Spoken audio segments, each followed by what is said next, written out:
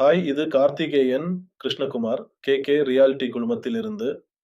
நான் notary public ஆகும். நான் சார்லட், கான்கோர்ட், ஹண்டர்வில்லும், டேவிட்சன் பகுதிகளிலும் சேவை செய்கிறேன்.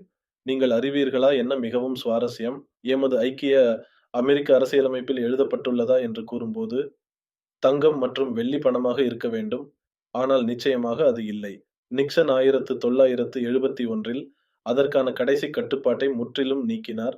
ஆனால் அதற்கான அரசியலமைப்பில் எந்த திருத்தமும் எழுதப்படவில்லை. அது தங்கம் மற்றும் வெள்ளி பணமாக இருக்க வேண்டும் என்று கூறும்.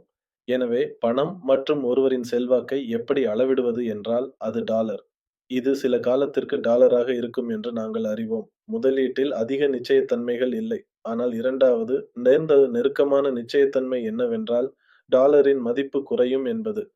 அதனால் அதை சேமிப்பதற்கு பதிலாக நாம் ரியல் எஸ்டேட்டிற்காக கடன் கொள்கிறோம். நன்றி. என் சேனலை சப்ஸ்கிரைப் செய்யவும், பெல் பட்டனை அழுத்த மறக்க வேண்டாம். மேலும் என் Facebook பக்கத்தையும் பின்தொடரவும்.